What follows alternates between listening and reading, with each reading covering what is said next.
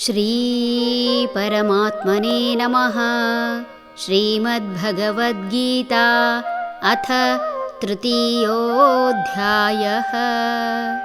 ಕರ್ಮಯೋಗಃ. ಸದೃಶಂ ಚೇಷ್ಟತೆ ಸ್ವಸ್ಯಾಃ ಪ್ರಕೃತೇರ್ಜ್ಞಾನವಾನಪಿ ಪ್ರಕೃತಿಂ ಯಾಂತಿ ಭೂತಾನಿ ವಿಗ್ರಹ ಕಿಂ ಕರಿಷ್ಯತಿ. ವಿವೇಕಿಯೂ ಕೂಡ ತನ್ನ ಪ್ರಕೃತಿಗನುಗುಣವಾಗಿ ನಡೆಯುತ್ತಾನೆ. ಪ್ರಾಣಿಗಳೆಲ್ಲ ತಮ್ಮ ತಮ್ಮ ಪ್ರಕೃತಿಗನುಸಾರವಾಗಿ ನಡೆಯುತ್ತವೆ. ಹೀಗಿರುವಲ್ಲಿ ನಿಗ್ರಹವು ಏನು ಮಾಡಿತು? ಭಗವಂತನೇ ಹಾಕಿಕೊಂಡ ಈ ಪ್ರಶ್ನೆಗೆ ಉತ್ತರ ಮುಂದೆ ದೊರೆಯುವುದು ಖಚಿತ. ಗುಣಗಳ ಪ್ರಭಾವದಿಂದಲೇ ಜೀವಿಗಳು ಬದುಕುತ್ತವೆ ಅಂದ ಮೇಲೆ ಇಂದ್ರಿಯ ನಿಗ್ರಹ ಮಾಡಬೇಕು ಎನ್ನುವುದು ತಪ್ಪು ಎಂಬುದು ಮೇಲ್ನೋಟಕ್ಕೆ ಅನ್ನಿಸಿದರೂ ಭಗವಂತನ ಆಶಯ ಅರ್ಥ ಮಾಡಿಕೊಳ್ಳಬೇಕು.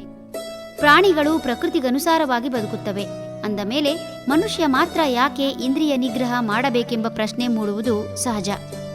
ಪ್ರಾಣಿಗಳು ತಮ್ಮ ಗುಣಗಳಿಗೆ ಸಹಜವಾಗಿ ಬದುಕುತ್ತವೆ.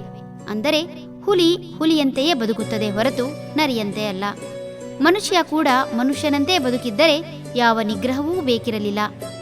ಸೇವೆ, ಪರಸ್ಪರ ಸಹಾಯ ಹಾಗೂ ಸಹಕಾರದಿಂದ ಬದುಕುವ ಬದಲು ತಾನು ತನ್ನದು ಎನ್ನುವ ಕಾರಣದಿಂದ ಎಲ್ಲಾ ಗುಣಗಳನ್ನು ಮೈಮೇಲೆ ಎಳೆದುಕೊಂಡು ಹೆಚ್ಚಿನ ಎಲ್ಲಾ ಪ್ರಾಣಿ ಪಕ್ಷಿಗಳ ಗುಣವನ್ನು ತನ್ನದಾಗಿಸಿಕೊಂಡು ಪ್ರಾಣಿಗಳು ತಮ್ಮ ಆಹಾರಕ್ಕಾಗಿ ಉಪಯೋಗಿಸುವ ಗುಣವನ್ನು ತನ್ನ ಪ್ರತಿಷ್ಠೆ ಹಾಗೂ ಅಹಂಕಾರ ತೋರಿಸಲು ಉಪಯೋಗಿಸಿ ಸದಾ ಒಂದಿಲ್ಲೊಂದು ಕಾರಣಕ್ಕೆ ತನ್ನವರಲ್ಲೇ ವೈಷಮ್ಯ, ಅಸೂಯೆ ತೋರಿಸುವುದು ಸಹಜವಾಗಿದೆ.